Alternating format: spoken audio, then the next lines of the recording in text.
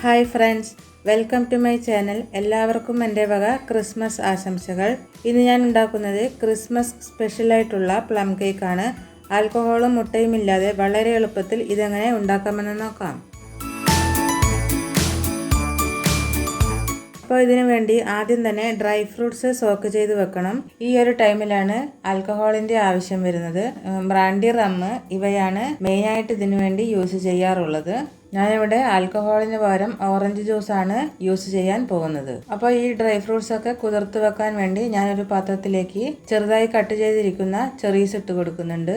പിന്നെ കുറച്ച് മുന്തിരിങ്ങ, ചുവന്ന കളറുള്ള ടൂട്ടി ഫ്രൂട്ടി, പിന്നെ 1 ഇഞ്ച് നീളത്തിലുള്ള ഇഞ്ചി ഫ്രൈ ചെയ്തെടുത്തത് ഇട്ട് കൊടുക്കുന്നുണ്ട്. പിന്നെ ഗ്രീൻ കളറിലുള്ള ടൂട്ടി ഫ്രൂട്ടി, ബദാം ചെറുതായി കട്ട് ചെയ്തിരിക്കുന്നത്, പിന്നെ കറുത്ത മുന്തിരി. ഇനി ഇതിലേക്ക് ഫ്രഷ് ആയിട്ടുള്ള 1/2 കപ്പ് ഓറഞ്ച് ജ്യൂസ് ഒഴിച്ചു കൊടുക്കാം. എന്നിട്ട് നന്നായിട്ടൊന്ന് മിക്സ് ചെയ്ത് വെച്ചതിന് ശേഷം ഒരു 4-5 മണിക്കൂർ കുതിർത്ത് വെക്കാൻ വേണ്ടി വെക്കാം.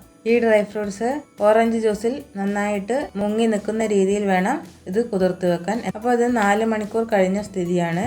ഇതിലേക്ക് മസാല പൗഡർ ചേർത്ത് കൊടുക്കാം. അതായത് 4 ഗ്രാമ്പു, 2 ഏലക്കായ, ഒരു ചെറിയ കഷ്ണം പട്ട, ജാതിക്കയുടെ ഒരു 1/4 ഭാഗം മിക്സിയിലിട്ട് പൊടിച്ചെടുത്തിരിക്കുന്ന ഒരു പൗഡറാണിത്. 1 ടീസ്പൂൺ പൗഡർ ഉണ്ട്, അത് ഇതിലേക്ക് ഇട്ട് കൊടുക്കാം. ഇതിലേക്ക് 1 table spoon mixed fruit jam ഇട്ട് കൊടുക്കാം. 1 ടേബിൾ സ്പൂൺ തേനും ഒഴിച്ചു കൊടുക്കാം. എന്നിട്ട് നന്നായിട്ടൊന്ന് മിക്സ് ചെയ്ത് കൊടുക്കാം.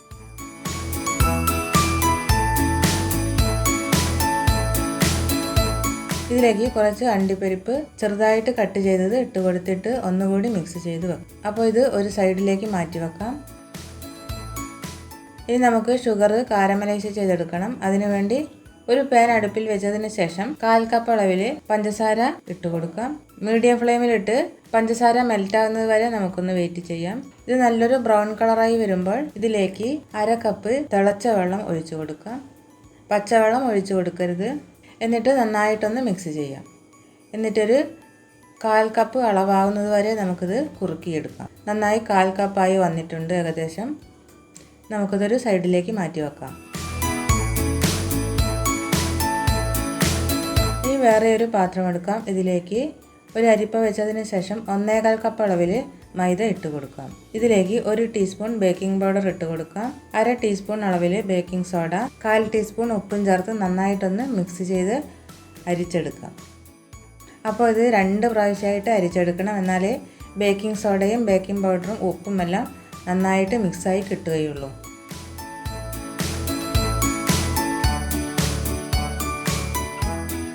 ഇതിൻ്റെ അടിയിലായിട്ട് കുറച്ച് തരി പോലെ കാണാം. അത് നമുക്ക് എടുക്കേണ്ട ആവശ്യമില്ല, കളയാം.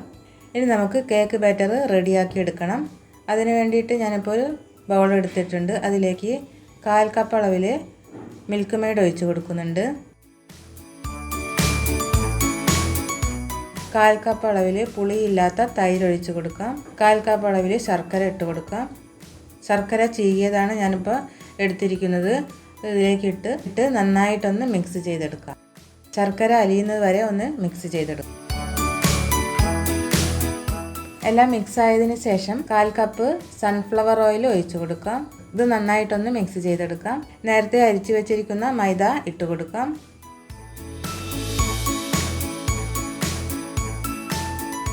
കുറേശ്ശെ ഇതിലേക്ക് ഇട്ടതിന് ശേഷം നന്നായിട്ടൊന്ന് മിക്സ് ചെയ്തെടുക്കാം. ഇതിലേക്ക് നമ്മൾ മൈദ മിക്സ് ചെയ്ത് വരുമ്പോൾ കട്ടിയായിട്ട് വരും. അപ്പോഴേ നമുക്ക് കാരമലൈസ് ചെയ്ത് വെച്ചിരിക്കുന്ന പഞ്ചസാര ഇട്ട് കൊടുക്കാം.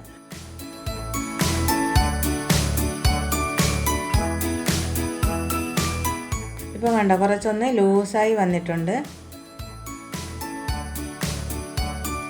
കാരമൽ സിറപ്പ് ഒഴിച്ച് മിക്സാക്കി കഴിഞ്ഞു. ഇനി ഇതിലേക്ക് 1/2 ടീസ്പൂൺ വാനില എസൻസ് ഒഴിച്ചു കൊടുക്കാം. 1/2 ടീസ്പൂൺ ലെമൺ ജ്യൂസും ഒഴിച്ചു കൊടുക്കാം. നേരത്തെ റെഡിയാക്കി വെച്ചിരിക്കുന്ന ഫ്രൂട്ട്സ് ഇട്ട് കൊടുക്കാം.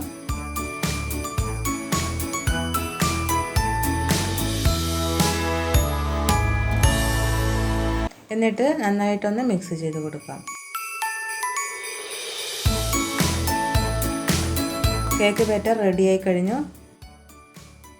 കേക്ക് ഉണ്ടാക്കിയെടുക്കാൻ വേണ്ടി ഒരു 7 ഇഞ്ചിൻ്റെ ഒരു കേക്ക് ടിൻ എടുത്തിട്ടുണ്ട്. ഇതിലേക്ക് ആദ്യം കുറച്ച് ഓയിൽ തടവി വെച്ചിരുന്നു. ഇതിൻ്റെ മുകളിലായിട്ട് ബട്ടർ പേപ്പർ വെച്ച് കൊടുക്കാം.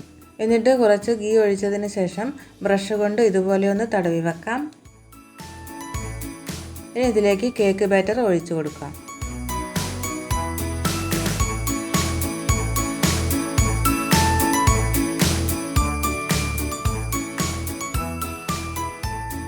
ഇനി കുറച്ച് കാഷ്യൂ നട്ട്സ് ഇതിൻ്റെ മുകളിലായിട്ട് ഡെക്കറേറ്റ് ചെയ്തെടുക്കാൻ വേണ്ടി വെച്ച് കൊടുക്കാം. ഈ കേക്ക് ഞാൻ വേവിച്ചെടുക്കുന്നത് ഒരു നോൺ സ്റ്റിക്ക് പാത്രത്തിലേക്കാണ്.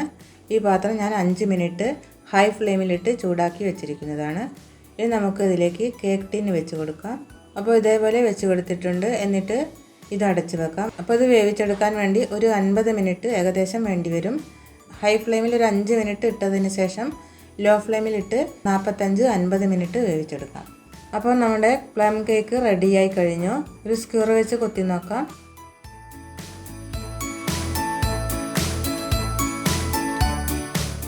സ്ക്യൂർ വെച്ച് കൊത്തി നോക്കാം. ഇതിൽ ഒട്ടിപ്പിടിച്ചിട്ടില്ല. നമ്മുടെ കേക്ക് റെഡിയായി കഴിഞ്ഞിട്ടുണ്ട്. ഇനി ഈ കേക്ക് ടിന് പുറത്തെടുത്തതിന് ശേഷം ഒരു 10 മിനിറ്റ് തണുക്കാൻ വേണ്ടി വെക്കാം. അപ്പോൾ ഈ കേക്ക് ടിന്നിൻ്റെ ചൂടൊക്കെ പോയിട്ടുണ്ട്. 10 മിനിറ്റ് കഴിഞ്ഞു. അപ്പോൾ നമുക്കിത് തുറന്ന് നോക്കാം. വാവ്, അടിപൊളി പ്ലം കേക്ക് റെഡിയായി കഴിഞ്ഞിട്ടുണ്ട്. ഇതിൻ്റെ ബാക്കിലുള്ള ബട്ടർ പേപ്പർ നമുക്ക് മാറ്റിയെടുക്കാം. നല്ലതായിട്ട് പൊങ്ങി വന്നിട്ടുണ്ട്. അടിപൊളി കേക്കായിട്ടുണ്ട്. നമുക്കൊന്ന് കട്ട് ചെയ്ത് നോക്കാം ഇതെങ്ങനെയുണ്ടെന്ന്.